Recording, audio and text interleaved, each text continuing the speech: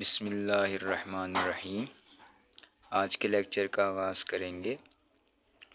हम FSc part 2 की mathematics और उसका चैप्टर नंबर 7 उसको डिस्कस कर रहे हैं और अभी तक हम 7.1, 7.2 और 7.3 का पहला सवाल डिस्कस कर चुके हैं। आज हम इस वीडियो में सवाल नंबर 2 और सवाल नंबर 3 को डिस्कस करेंगे। जैसा कि आप जानते हैं कि 7.3 को करने से पहले हमने बहुत से कॉन्सेप्ट जो हैं वो क्लियर किए हैं। अगर आपने वो वीडियो नहीं देखी तो पहले जाके आप वो वीडियो देख लीजिए ताकि आपके प्रीवियस कॉन्सेप्ट क्लियर हो जाएं और ये जो सवाल हैं वो आपको ज़्यादा अच्छी तरह समझ आएँ। तो सवाल नंबर 2 में वो हमसे कहते हैं calculate the projection of A along B and projection of B along A when. जब वो आपसे कहते हैं कि आपने इस सवाल के अंदर प्रोजेक्शन फाइंड करनी है ए अलोंग बी और बी अलोंग ए। जब आपके पास वेक्टर क्या होंगे, ए वेक्टर जो है वो आई माइनस के होगा, बी वेक्टर जो है वो इज इक्वल जे प्लस के होगा। अब प्रोजेक्शन के बारे में भी हम पहले पढ़ चुके हैं कि प्रोजेक्शन क्या होती है। वहाँ पे जाके आप जो इससे पहले वाला लेक्चर था, वीडियो थी, उसमें जाके आप देख सकते हैं और एक फार्मूला भी हमने वहाँ पे ड्राइव किया था। तो इसमें सिंपल क्या करना है कि प्रोजेक्शन में हम एक मैग्नीट्यूड जो है वो कम कर देते हैं, ठीक है। यानी यहाँ पे जैसे लिखा है ए अलोंग बी, यानी ए अलोंग बी लेना है तो जिसके अलोंग लेना होता है सिर्फ उसका मैग्नीट्यूड नीचे आता है। बिल्कुल पहले मैंने ए अलोंग बी लेना है तो बी का मैग्नीट्यूड नीचे आएगा और जब मैं बी अलोंग ए लूँगा तो फिर यहाँ पे नीचे ए का मैग्नीट्यूड आएगा, ऊपर ए डॉट प्रोडक्ट बी होगा। तो आइए इसका प्रोजेक्शन निकालते हैं। पहले projection of A along B. तो बिल्कुल यहाँ पे फार्मूला लिखें और ए की जगह पे लिखें आई माइनस के और बी की जगह पे आई प्लस के और नीचे इनका प्रोडक्ट किसका, बी वाले का। तो बी अब हमारे पास है आई प्लस के, तो इसका यहाँ पे प्रोडक्ट आ जाएगा। अब आप ये देखें यहाँ पे आई भी है, के भी है और इस वाले में आई नहीं है, जे और के है और इसमें जे नहीं है। तो जौन सी चीज़, जौन सा कोऑर्डिनेट एब्सेंट होगा उसकी जगह हम ज़ीरो लगा दिया करेंगे। तो पहले वाले में हमारे पास आई भी मौजूद है, के भी मौजूद है, जे नहीं है तो जे की जगह पे हमने क्या लिख दिया, ज़ीरो जे। इसी तरह दूसरे वाले में आई तो है, जे तो है, के भी है, लेकिन आई नहीं है तो आई की जगह पे मैंने क्या लगा दिया, ज़ीरो आई। इसी तरह बिल्कुल मैग्नीट्यूड जो है इसके अंदर भी यहाँ पे आई मिस है तो आई की जगह मैंने लगा दिया ज़ीरो आई। तो नीचे तो पहले मैग्नीट्यूड ले लें। ज़ीरो का स्क्वायर ज़ीरो होगा, वन का स्क्वायर वन और फिर के भी जो है वो वन है तो वन का स्क्वायर वन और इसका अंडर रूट। अब डॉट प्रोडक्ट लेंगे और डॉट प्रोडक्ट में हमने बात की थी कि जो पैरेलल होते हैं एक दूसरे के, जैसे ये आई और आई पैरेलल हैं तो वो वन हो जाते हैं और जो परपेंडिकुलर होते हैं वो ज़ीरो के इक्वल हो जाते हैं। आई और जे परपेंडिकुलर है, आई और के जो है वो भी परपेंडिकुलर है तो ये क्या हो जाएंगे, ये ज़ीरो हो जाएंगे और जो पैरेलल होंगे वो वन हो जाएंगे।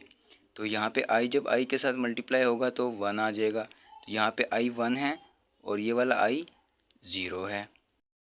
अब इसके बाद जो है ज़ीरो जे और ये वाला जे, तो ज़ीरो मल्टीप्लाई वन हो जाएगा और ये के भी वन है माइनस का और ये प्लस का वन, तो माइनस वन मल्टीप्लाई वन और जो बाकी हैं वो सारे ज़ीरो हो जाएंगे। इस वजह से वो हम लिखते नहीं है, लिखने की ज़रूरत भी नहीं है।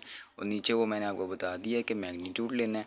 तो zero plus zero minus one is equal to minus one आ जाएगा और one plus one under root two आ जाएगा। अब यहाँ पे हमारे पास ए अलोंग बी की प्रोजेक्शन निकल आई है। अब यहाँ पे हमने projection of B along a निकालना है। तो मैंने भी आपको पहले बताया जिसके अलोंग निकालना होता है उसको सिर्फ नीचे पुट करते हैं, दूसरे का मैग्नीट्यूड नहीं लेते। तो बिल्कुल वही काम यहाँ पे भी करेंगे। इस वाले में ए और बी का तो हम मैग्नीट्यूड लेंगे जैसे ऊपर लिया था और सेम जब वो हम यहाँ पे मैग्नीट्यूड लेंगे उसी तरीके से वो -1 आ जाएगा यहाँ पे। और यहाँ पे चूँकि a है और ये i माइनस के है, इसके अंदर j मिस है, तो यहाँ पे 0j आप पुट कर दें और इनका मैग्नीट्यूड ले लें। तो मैग्नीट्यूड लेंगे तो ये भी आपके पास -1/√2 आएगा। तो आप देखें दोनों का आंसर जो है वो सेम आ रहा है, लेकिन ज़रूरी नहीं है कि हर केस में आंसर सेम आए, ये सिर्फ इस सवाल के लिए आया है। तो इसका जो अगला पार्ट है वो आपके लिए है, वो आप खुद सॉल्व करेंगे।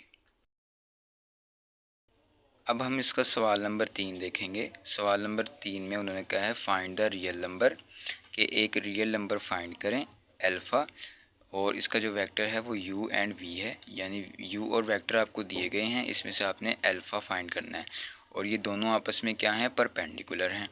तो अभी हमने बार बार इस चीज़ को पढ़ लिया है कि जब दोनों परपेंडिकुलर होते हैं का जो डॉट प्रोडक्ट होता है वो ज़ीरो के इक्वल होता है।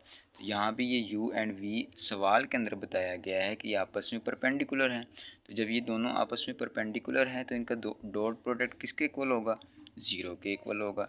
तो ज़ीरो को इसी तरह यहाँ पे रखें, इज इक्वल लगाएं और u और v की वैल्यू यहाँ पे पुट कर दें जो वेक्टर हमें गिवन है। तो ये इसका पहला पार्ट है, वो मैंने लिखा नहीं है, वो आप अपनी बुक से देख लीजिए। ये क्वेश्चन नंबर 3 का पहला पार्ट है और ये जो 2 अल्फ़ा आई प्लस जे माइनस के है ये u पार्ट है, i plus alpha J plus 4k जो है ये इसका v पार्ट है। इनका डॉट प्रोडक्ट लें, डॉट प्रोडक्ट लेंगे तो जो पैरेलल हैं वो तो 1 हो जाएगा और जो परपेंडिकुलर हैं वो 0 हो जाएंगे, बिल्कुल उसी तरीके से। तो 2 अल्फ़ा जो है ये i वाला कोऑर्डिनेट है और यहाँ पे i का कोऑर्डिनेट जो है वो 1 है, तो दोनों को मल्टीप्लाई कर दें, 2 अल्फ़ा 1, फिर प्लस यहाँ पे j का कोऑर्डिनेट 1 है और यहाँ पे j का कोऑर्डिनेट अल्फ़ा है, तो 1 मल्टीप्लाई अल्फ़ा, प्लस यहाँ पे k का कोऑर्डिनेट -1 है, यहाँ पे +4 है, तो -1 मल्टीप्लाई 4 इज़ इक्वल टू 0। तो 2 अल्फ़ा को 1 से मल्टीप्लाई करेंगे 2 अल्फ़ा आ जाएगा, अल्फ़ा को 1 से मल्टीप्लाई करेंगे तो अल्फ़ा आ जाएगा। 4 और 1 मल्टीप्लाई होंगे तो ये -4 आ जाएगा। अब -4 को 0 के इस तरफ ले जाएं तो ये प्लस का 4 हो जाएगा। 2 अल्फ़ा प्लस अल्फ़ा जो है वो 3 अल्फ़ा के इक्वल होता है। तो 3 यहाँ पे मल्टीप्लाई हो रहा है, इसको नीचे जाके डिवाइड कर दें तो अल्फ़ा इज़ इक्वल टू 4/3 और यही हमारा आंसर है और इसी को हमने फाइंड करना था। इसका नेक्स्ट पार्ट जो है वो आप खुद करेंगे और हमारी बाकी वीडियोस देखने के लिए और नेक्स्ट लेक्चर देखने के लिए हमारे चैनल को लाजमी सब्सक्राइब करें। अल्लाह हाफिज़।